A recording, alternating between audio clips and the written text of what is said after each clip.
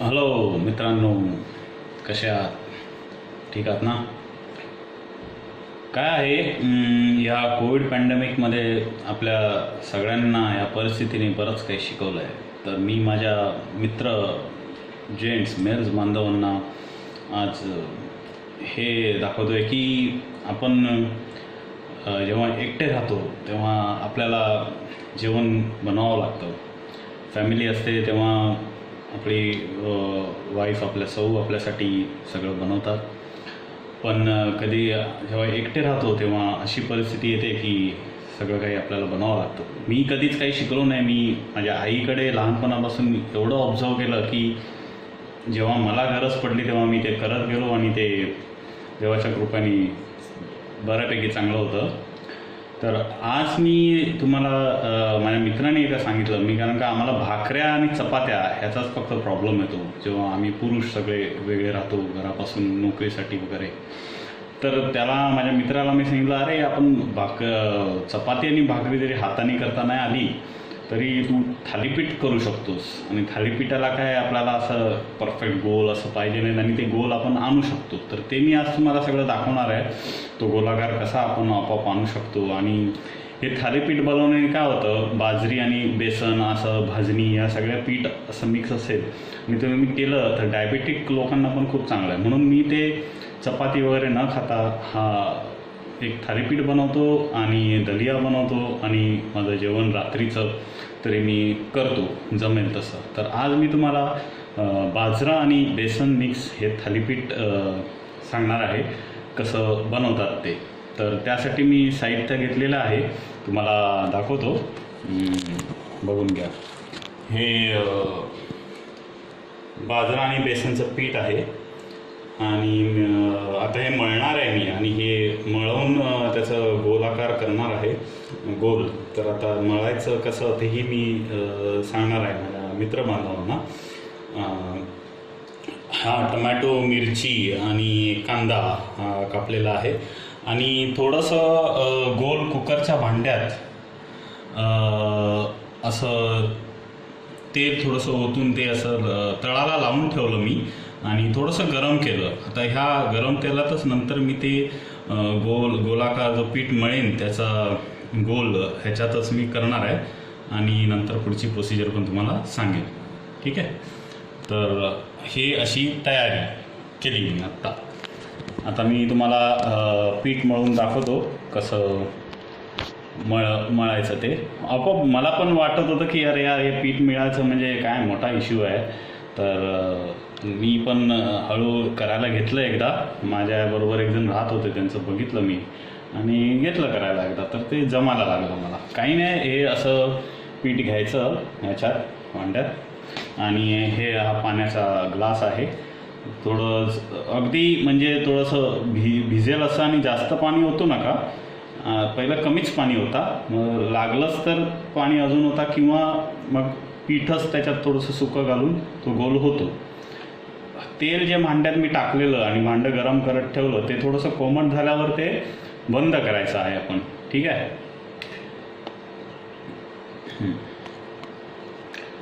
तर हे मी पाणी टाकलं याच्यात थोडंसं जमेल तसं. आणि जर अगदीच पचपचीत झालं तर मग पुन्हा त्याच्यात पीठ तुम्हाला ओतावं लागेल. आणि काही नाही, ते एकत्र करायचं. आपल्या हाताला थोडं पीठ लागू द्या, त्याचं काही हे किळसपणा किंवा काही असं वाटून घेऊ नका. After all you have to eat, so प्रेमाने करा म्हणजे सगळं नीट होतं आयुष्यात. तर हे मला आता मी कमी पाणी झालं म्हणून मी अजून थोडं पाणी टाकतो आहे. 1 ग्लास पाणी घेतलं ना मी आणि साधारण 1 बाऊल भरून पीठ घेतलेलं आणि त्याच्यात थोडंसं बेसनाचं पीठ टाकलेलं. म्हणजे 1/4 भाग बेसनाचा होता आणि बाकी बाजऱ्याचं पीठ होतं. आता थोडंसं पाणी टाकल्यावर त्याचे असे हे व्हायला लागलं आहे, काय म्हणतो आपण त्याला, ते जमायला लागलं आहे एकत्र. इंग्लिशमध्ये त्याला कोॲग्युलेशन म्हणतात. तर बॉन्डिंग होऊन ते होत आहे. पाणी अगदीच कमी कमी टाकत राहा, कारण का थोडा अंदाज चुकला तर ते मग पातळ होतं. आता हे बघा हा असा. आणि माझ्या हिशेबाने हे बाजऱ्याचं पीठ मळायला तांदूळ आणि गव्हाच्या पिठापेक्षा what I think is very easy. हे आपल्या सौ पण सांगतील तुम्हाला, आणि कोणी माझ्या मैत्रिणी पण जर बघितलं यांनी तर त्यांनाही मान्य होईल की गव्हाचं पीठ आणि तांदळाच्या पिठापेक्षा बाजऱ्याचं पीठ मळणं हे लवकर होतं. तर हा माझा एक गोळा झाला तयार. परफेक्ट गोळा करून दाखवतो. हा गोळा झाला माझा एक करून, राईट. सो मी जस्ट थोडं थोडं पाणी घालून हे केलं. आता काय करायचं बघा. आता मी जे हे थोडंसं असं ह्याच्यात ना थोडीशी गॅप केली मी ह्या पिठामध्ये, so that I can put you know. कांदा थोडासा घालू शकतो, मग मिरची थोडीशी घालू शकतो, आणि हे तुम्ही असं मोठंही बनवू शकता. म्हणून मी आता काय करणार आहे ते ह्याच्यातच ते पसरवणार आहे. थोडंसं ह्याच्यात घालीन, मग पसरवल्यावर हे कांदा मिरची आणि टमॅटो ह्याच्यात आत्ता थोडासा मिक्स केला आहे, मग मळेन परत आणि एकत्र करीन ते सगळं. थोडा तो पिठाचा गोळा मोठा केला की त्याच्यात सगळं नीट मावतं. आता मी छोटा केला आहे, त्याच्यात थोडंसं अजून ॲड करतो.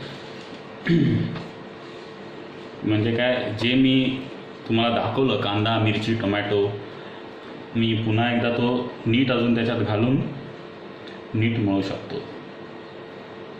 मी काय एकदम प्रोफेशनल व्हिडिओ करत नाही आहे, पण जसं जमेल तसं करून माझी रेसिपी तुमच्यापर्यंत पोचवते. मी भाड्याने जिकडे जिकडे गेलो, छत्तीसगडलाही गेलेलो, तिथेही असा प्रकार करून मी माझ्या जिथे भाड्याने राहायचो तिकडच्या ह्यांना करून द्यायचो. तर आपल्याला फार आवडायचं त्यांना, आणि महाराष्ट्राची टेस्ट खूप हे करायचे. थोडं मी याच्यात मीठ घालायला विसरलो. मीठ नक्की घाला. तर मी आता थोडंसं मीठ घालतो आहे. हे आहे जनरली आजकाल मी रॉक सॉल्टच यूज करतो, because it is better than आपलं आयोडीन सॉल्ट, जे सी सॉल्ट आहे ते, असं मला सांगितलं गेलं. आणि मी डायबेटिक असल्याकारणाने मग मी ते वापरतोच आहे. म्हणजे जास्त होतं घरात म्हणून आपलं तेच वापरतो आहे. तर हे मी मीठ थोडं टाकलं, परत मग आता त्याला मोठं करतो. आणि आता माझा लाडू, हा जो गोळा आहे तो मागासपेक्षा मोठा झाला आहे. ठीक आहे. हे बघा, हा गोळा आला, त्याच्यात मी कांदा मिरची टोमॅटो सगळं टाकलं. दिसतोय थोडासा टोमॅटो तुम्हाला इथे राईट पाय. आता हे भांडं जे मी होतं त्याच्यात मी हा गोला. आता काय करू शकता तुम्ही, जर भांडं तुमचं गोल छोटा असेल तर you can break it, because बाजरा जे आहे आणि बेसन ते जाड होतं. तुम्ही तांदळाच्या पिठाचं थालीपीठ करा, हे करा, तर you can get a good thin film. आणि ह्याच्यात पण गोळा छोटा ठेवला की तुम्हाला थिन फिल्म मिळते. आता मी ते तेल जे लावलेलं होतं भांड्याला तळ्याला मध्ये, ते आता सगळं गोळामध्ये आलं. Let it be. त्या गोळ्या तेलाच्या थव्यावर थोडंसं 2 चमचेच तेल घातलं हां मी, आणि भांड्याला सारवलं. त्या थव्यावरच तुम्ही ठेवा. हे बघा, मी तुम्हाला दाखवतो, कारण का ही प्रोसिजरच मेन आहे.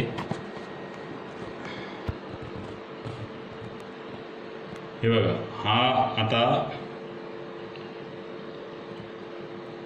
तव्यामध्ये मी ठेवला कुकरमध्ये, ह्याच्या खाली तेल आहे, राईट.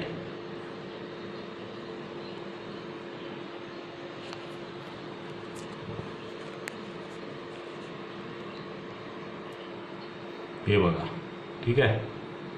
तर हा असा मी आता दाबत जातोय. हे मी असं दाबत जातोय, जेणेकरून हा सगळीकडे आपोआप पसरेल आपल्या दाबाने. You have to just pressurize it from top so that it gets spreads out. आणि पाणी नसलं तर तुमच्या जास्त पाणी टाकलं नसेल तुम्ही पिठामध्ये तर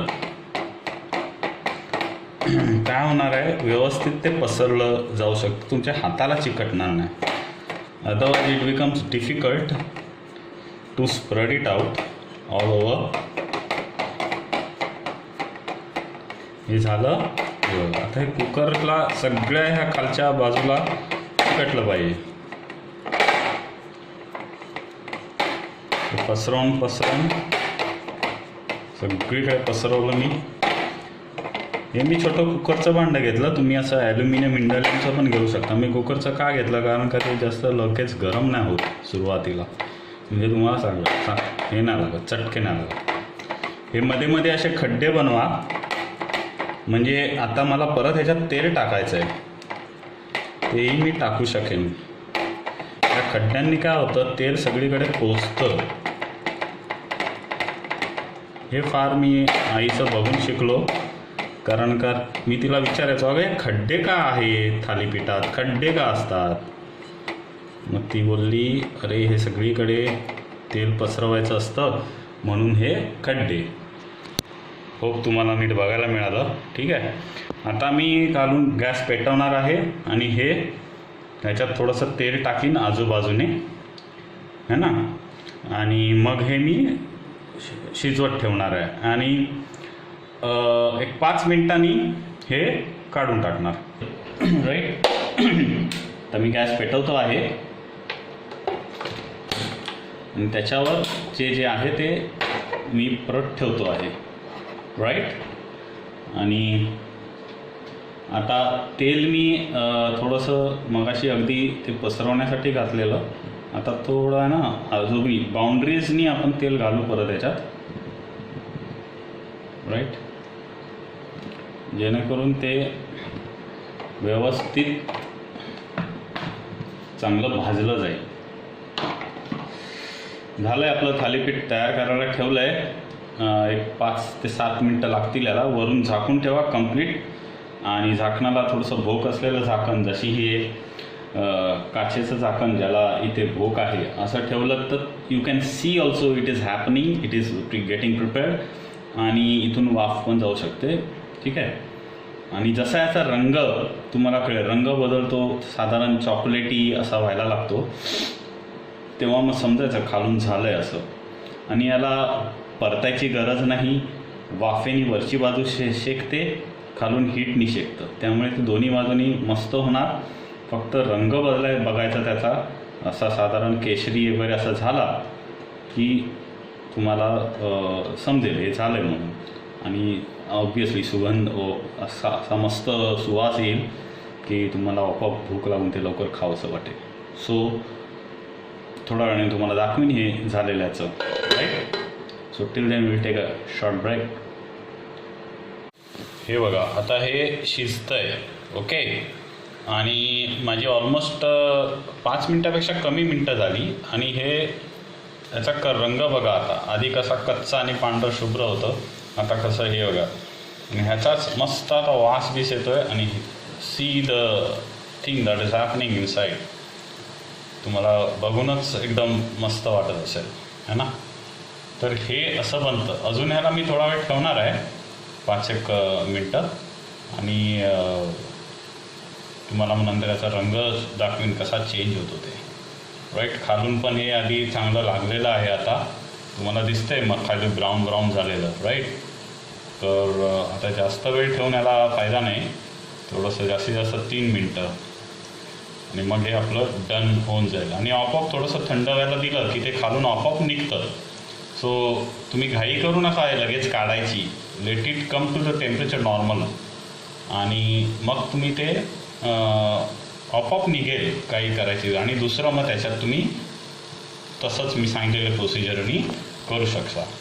तो हे आपलं थालीपीठ आहे. This was the thalipeeth that I have shown you today.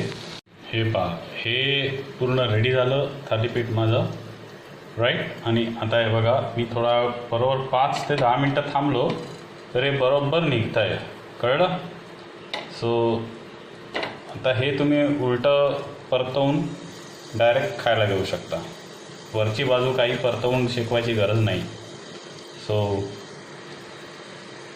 आता मी तुम्हाला खाऊन दाखवतो आहे. हा तो त्याच्यातला एक पीस थालीपीठातला येते थालीपीठ जे झालं ते आम्ही खातो आहे.